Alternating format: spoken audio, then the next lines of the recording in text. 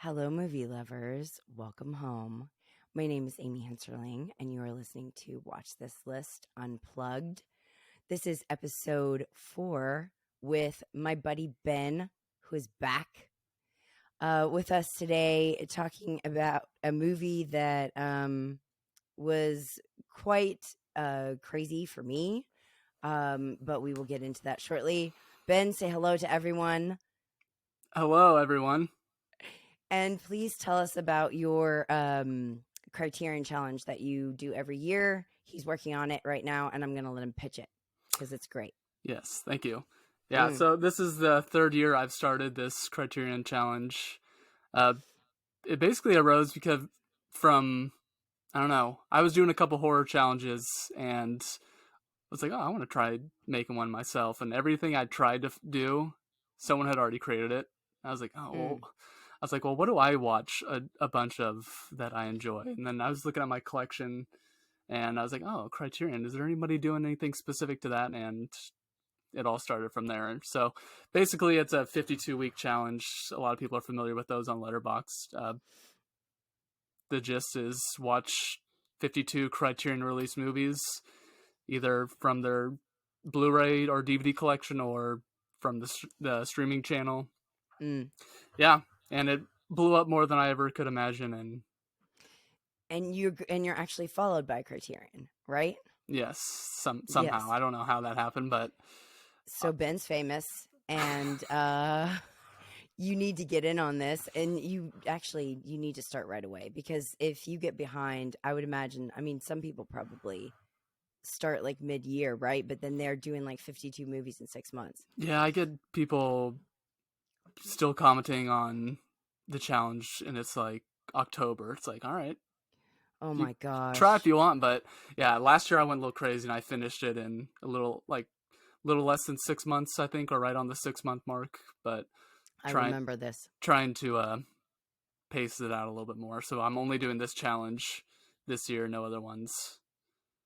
Oh, so you're committing to this? Mm-hmm. Yeah. Like only? Yeah. Wow. Okay. We'll see how it goes. I also have tried to join this thing with Ben before I even met you or talked to you or anything, and I couldn't keep up at all, to my utter dismay. So I'm impressed with anybody who can do it. Me too. It's tough. 52 movies don't seem like a lot, but when you're watching all your other usual stuff, and then I get how sometimes movies can, I guess, challenges where you have to basically force yourself to watch them in a way, since, that's the whole point. It's a challenge. You have to complete it. But That's why I always advocate, just go through your watch list to start with, and maybe you'll find something that you would have watched anyway. Yeah. That's kind of what I do. And I use that as an excuse to watch my Blu-rays that I've purchased from Criterion that are just sitting there. And I'm like, all right, actually I have to watch it this year. Yep. Okay, so go to Ben's Letterboxd, which obviously is going to be linked on my page. Go to his Letterboxd, check him out. He's famous. Do it. That's my pitch for you. Yes, Ben. Agree with all that. Apart from being famous, yes. Okay, so Ben, why don't you announce your own movie? It's a musical, but tell us what it is, and then I'm going to ask you your question before we dive into it. Okay, so my movie that I chose for this is Phantom of the Paradise, directed by Brian De Palma, which this is an early movie from him, so most people would associate him with, movies like Scarface or any of his like 80s thrillers. So the fact that he early on in his career directed this crazy musical horror comedy is really fascinating to me, but it still has all those usual elements that you would come to think of with Brian De Palma, but they're like not as refined. But yeah. 1974 is when it came out. And I read earlier today that it is a combination of The Picture of Dorian Gray, The Phantom of the Opera, and Faust. So if that should give everybody just like a general idea if you've never heard of it, but I would imagine that a lot of people have. Yeah, it's still, I think, in the realm of a cult classic, but it does, looking at Letterboxd, it has 60,000 people at this point that have logged it. So it's not necessarily a small movie at this point, but I mean, compared to Rocky Horror Picture Show, Yeah. maybe a little bit lesser known. Yeah. Okay. Well, so the question that inspired me after I watched it to ask Ben, unrelated but related, is what is the movie that he considers to have the best production design? Because the production design of this film was on point. I thought that was its best element. So Ben, share with us what you think has the best production design / set design. So I copied Jetta a little bit and went with top 5 because I couldn't just narrow it down to one. I was like, I'm gonna choose this one, but I'm like, I don't want to leave out this one, so I'm just gonna go with top 5 that came to my mind first. I didn't think too hard about it. These are just instantly what kind of came to my mind. So, okay, first one will be the Nostromo in Alien, which is the ship itself from Alien. Just all the long corridors and just creepy, dark, gothic look. I mean, the entire production design of that whole movie, I mean, is amazing. But the ship itself, stellar. And I appreciate that you're bringing Alien into this episode because that was like a running gag in Watch This List, was that Alien or Aliens was in every single episode, actually, basically. So gotta keep you it going. brought that tradition back. Okay, keep it going. Continue. So next one is very similar to Alien because it's influenced by it, is Event Horizon. So another ship in space, but I mean, I believe the ship itself is called Event Horizon. But yeah, that one also has creepy gothic corridors and just open creepy spaces. It's definitely cut from the same cloth as Alien, but a way crazier film. Right. Yeah. Completely opposite direction. Yeah. Okay. So the next one is just Hogwarts in general from Harry Potter. Okay. I never read the books, but I was a big fan of the movies, and I just remember seeing that when I was younger. And I feel like most people would see that they want to live there. At least go a semester at Hogwarts. Maybe not live there, but just, experience it. Okay. And then but... then the next one it's called the Rumpus Room, in particular, from Goldfinger, the James Bond movie. So that is the room where Goldfinger's actually torturing Bond, and he has like the laser going between his legs. If this isn't jogging your memory, or it's not, you can't think of it, Google it at some point and just look at the production design of the set that they built for that room. It's amazing. That's so random, Ben. That is the first one that actually came to my mind. Just Goldfinger in general, because even the ending scene in Fort Knox, the way they recreated Fort Knox, it's perfect. Okay. All right. What's the last one? And the last one is a combination of the cave and One-Eyed Willie's ship from the Goonies. It wouldn't be complete without the Goonies. Yes, I mean, with the combination of the music of that movie and that scene, just they finally get to that ship and it's like all like the wonder feeling when they get there. Yeah, it's amazing. I know what you're talking about. Yeah. I'm it's interesting to me that you didn't pick anything from Tim Burton, because that's what I immediately thought of, like Edward Scissorhands, or I probably would if I would have had to choose the Tim Burton, it would be Batman Returns. The whole Christmas theme with Gotham, and that just looks perfect.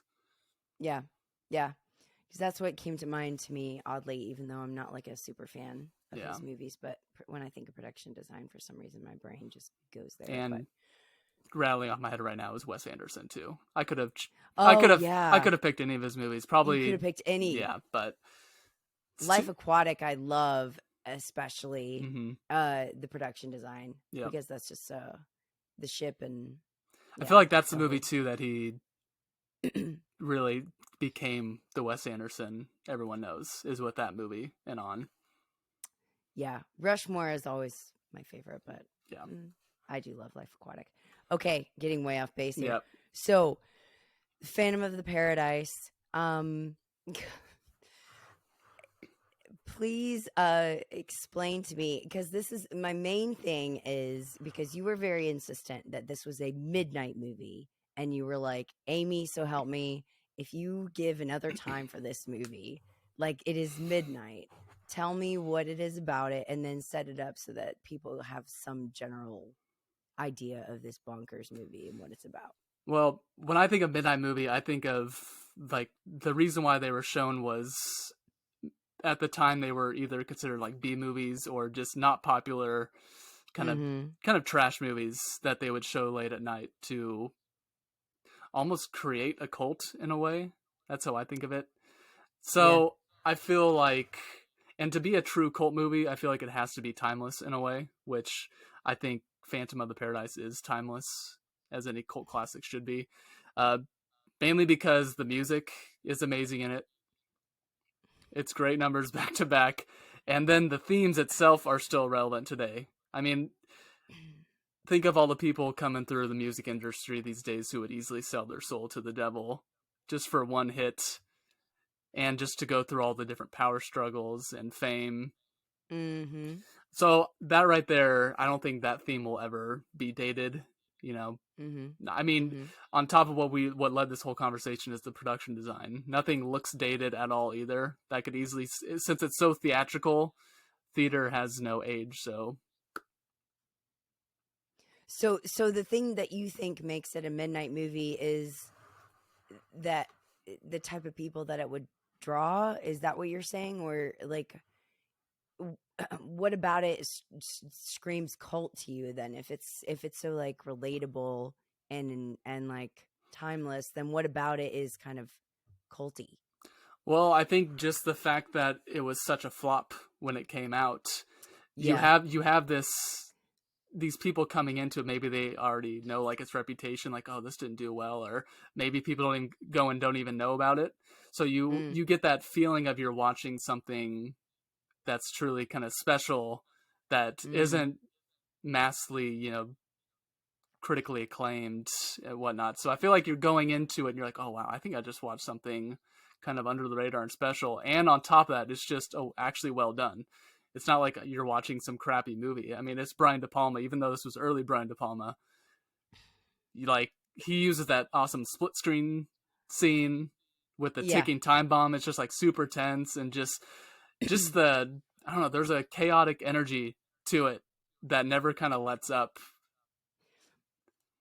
It is I will say that the musical numbers and the amount of songs that are in it are almost like the only thread.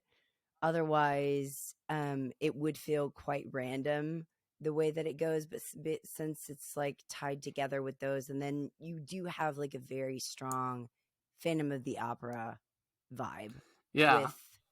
with the main character. And okay, so tell us what it's about. Yeah, so basically, there's a character named Winslow who is Has big eyes. big eyes, doesn't look like a Yeah. star at all. So, Mm, but he writes amazing music and he's a great pianist.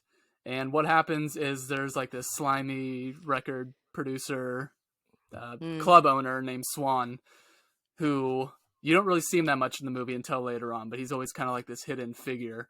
And he's kind of the guy that makes or breaks you in music. So mm-hmm. what Winslow does is I don't know how it kind of just starts. He just kind of like, it almost seems like he like sneaks up on stage at the beginning and he's playing his own little number.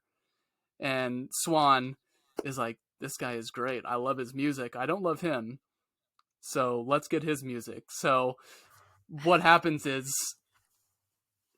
Winslow basically gets his music stolen, and then in order to get it back, supposedly, or whatever, he sells his soul to the devil. A classic, like, I will sell my soul to the devil to have this And music. his musical is literally Faust. Yeah. And then so I mean, no subtlety in this movie at No. all, Yeah. I would say. No. No. Yeah. It wears all of its influence on its sleeve. Like you said, there's Yes. Picture Dorian Gray. I mean, there's even some Frankenstein near the end with one of the musical numbers, but. Mm. Well, and I even actually thought of The Little Mermaid How when so? it came to uh the Phoenix character, the Oh. female character. like them wanting her voice Right. reminded me of like Ursula wanting Ariel's voice. Right. So I guess So there comes a point where he gets crossed and becomes disfigured, and what he actually ends up selling his soul for is for Phoenix, this love interest of his. Since he's all disfigured now and he can't actually perform the music or sing it that well, he signs his soul over kind of unknowingly or knowingly, I can't really tell. It seems like he's questioning it when he's signing it. He's like, what does this mean? He goes, oh, that protects you. yeah, don't worry about Yeah. it. So he signs over, and his deal is that only she can perform the music at this new nightclub that's opening. So he'll allow his music to be sung and played by someone else, but it has to be her. And then, of course, since it's the devil, there's tricks, and it doesn't quite go that way, and hence he becomes the phantom of this new club called the Paradise. Of the Paradise. Yeah. So, as far as like the directorial part of this, because I think we had chatted about this, like that I had watched the documentary first about De Palma, just in general, and that's how I heard of this movie in the first place, was because they showed that scene where people are auditioning and it goes like around. So is that something that you particularly vibe with, or is it just like that? Is it because you're a musician that you like the music so much, or what about this stands out to you that makes you love it? Like both of those, honestly. Coming from a music background, I enjoy that. Even though some of it may not be exactly the music I like. I mean, I'm not a big theater music guy, but because even in general, musicals a lot of the times don't do much for me. But this one does it, and I think part of it is the music side of things. I mean, my favorite group in this movie is the Beach Bums, and they sing this song called Upholstery. It's during the split screen scene with the ticking time bomb, because one of my favorite musical artists is the Beach Boys, and they're basically just making fun of them in that scene. I mean, the band itself is called the Beach Bums. right. So yeah, I think the music is just, it's a great blend of, kind of theatrical, but also this like 70s soft rock at times. Yeah, I also read a review by Pauline Kael where she was saying that even if you could predict the plot, you can't predict what it's going to look like frame to frame, because like all the different musicians they do have like wildly different looks. And even the sounds of the songs aren't the same. Yeah, and too. the movie opens up with a band called the Juicy Fruits, who are like Yes. they're like the main act at the time before Swan kind of is going to be replacing them with this new music. And what I like about that is it's the same artists, like the same singers, but each time they show a new band, it's the same guys. So when it's Juicy Fruits, it's the same guys singing, and then Beach Bums, it's the same guys. And I forgot the name of the ending number when they're all kind of dressed almost like Kiss. That's what it looks like to me. They look like Kiss, but I mean, they're like undead. I think it's called something undead. I can't remember though. Well, and when it opens up, they look like 50s, like Frankie Valli and yeah, Four like Seasons, 60s. sort of. Yeah. But it does have a heavy 70s feel though. Yeah. Throughout, and what I would say. And what I like too is I just love the setting. I love that it takes place majority in this club.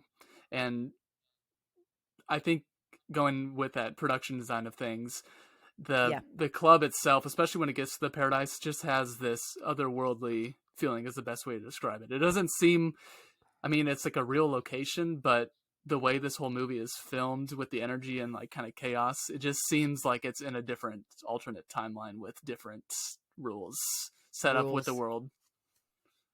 And that really might be the most midnight movie sort of like angle of the whole thing, is that because I know with midnight movies I'm learning like there's like a dream logic that goes along with it, and like that sort of fever dream part of it, of where like it looks like a normal setting and it's supposed to be a real setting, but then you also have this like, I don't know, something's something's a little bit off about it. Yeah, this isn't one of the more overt ones, but it leans into that a little bit. And that's just because of the musical aspect too, because when everyone starts busting out into song and dance, and it's just mixed with real life.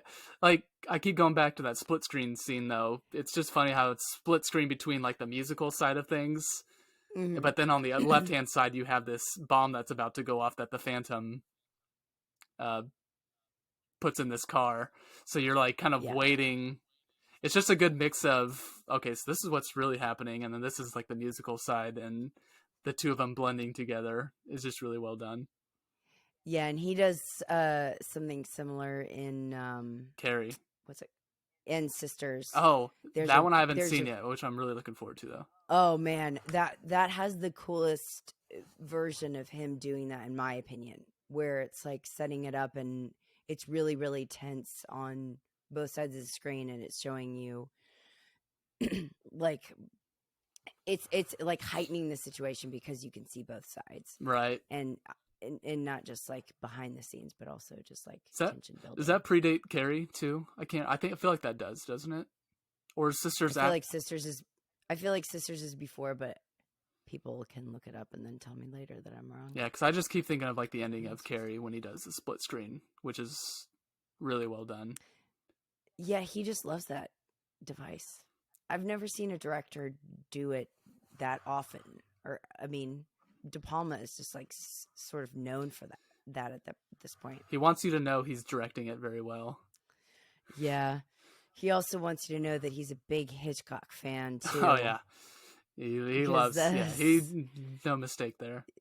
Yeah. Well, and that's what we were saying earlier, was that he sort of wears his influences on his sleeve, like you said.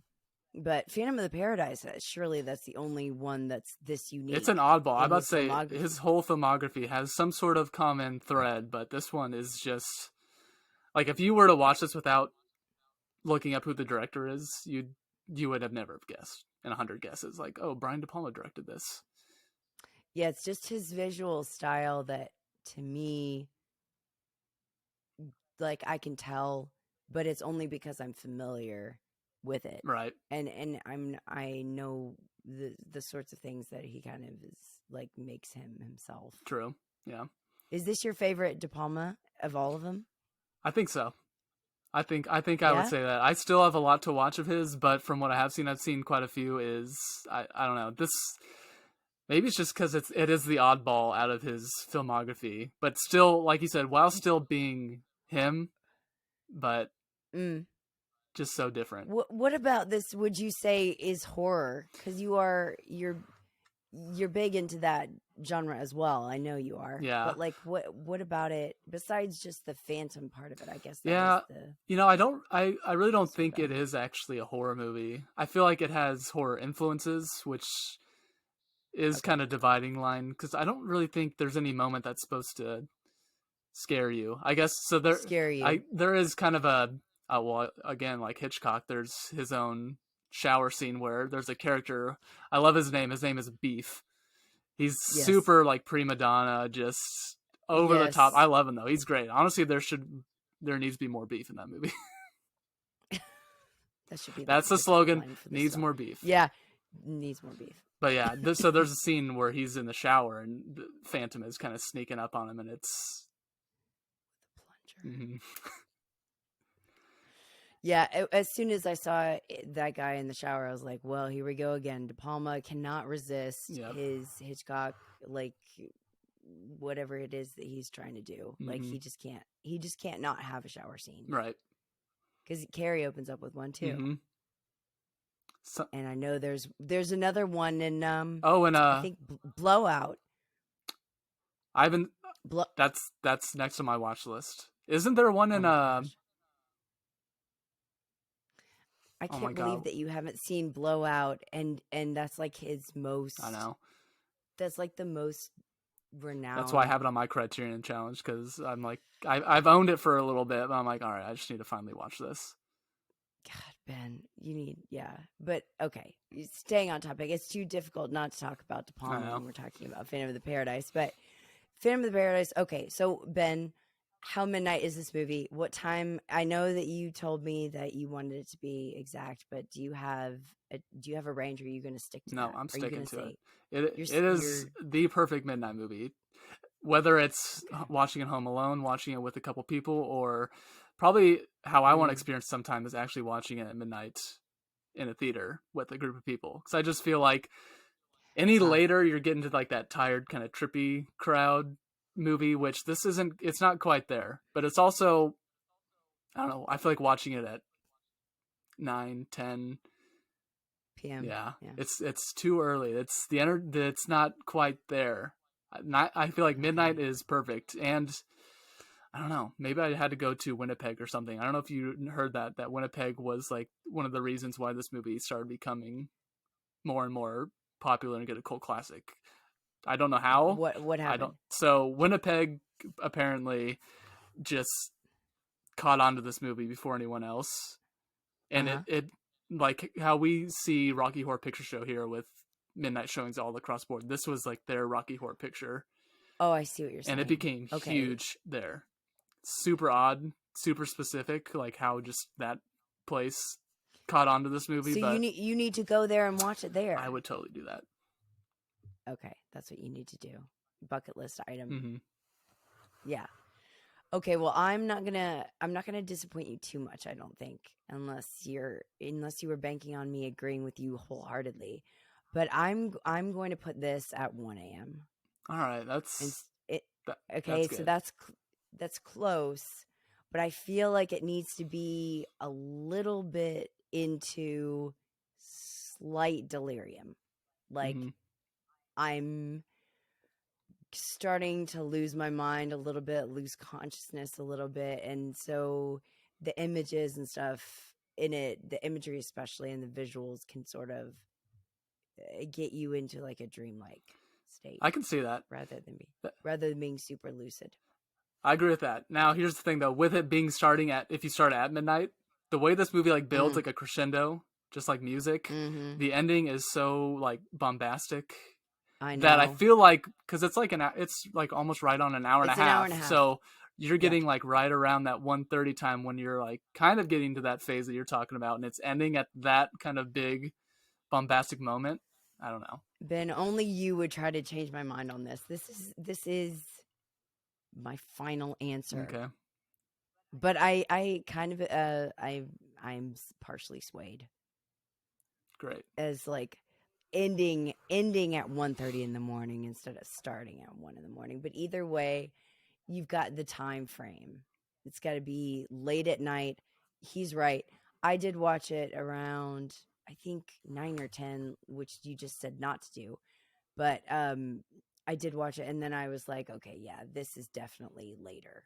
Like for sure. I think it would make a difference. Whereas with some of the ones that I've watched so far, I don't think it would make a difference. Even though you disagree with my From Beyond um, conclusion, I think that that movie could be enjoyed anytime, and it would just make no I do difference. agree with But that. I mean, that movie is just good enough where I could personally watch it anytime, but if we're just going for first time watches, I mm, it seems to also be the theme that like midnight movies need to be in the theater with a bunch of people who are coming out at midnight. That's like a big part of this too. yeah, I mean, this movie would be fun. I mean, if somebody watches this, hopefully they do after this episode. I feel like anyone, if you actually do end up enjoying it, you'd be like, oh wow, that actually would be really fun with a crowd. Yeah. And maybe having some like weird behavior associated. I don't know if the Winnipeg people like do stuff like the Rocky Horror people do where they throw stuff or Right. like have cues for things. But I could imagine that people would do something weird for this one because there's enough weirdness Oh yeah, involved totally. where yeah. So Phantom of the Paradise, watch it for Ben. Check it out. It's a weird ride, but I did enjoy the sort of eccentric, eclectic nature of just the various styles, even though it's still firmly rooted in the 70s, I would say. So you're giving it a thumbs up. I'll give it a thumbs up. but I can't give. It's a I three and a can't go half. with the It's a four, 3.5. three I and a knew half. it. You knew it. Hey, that's not bad though. That means it's good. That means it's solid. Ben was hoping to all of you out there, because we're just really chatting at this point. Ben was hoping that I would give it 4, but I can't quite go that far, because I did enjoy From Beyond more, and that one I gave 4. But this was solid. Hey, especially since I'm not a musician, Ben. I'll take a 3.5. That's solid. Because maybe Yeah. if you rewatch it at some point, bump that up. Who knows? It could bump up. And now that Ben's doing star ratings, we know where he stands at all times. Oh yeah. Yeah. So check it out. We'll see you at the movies.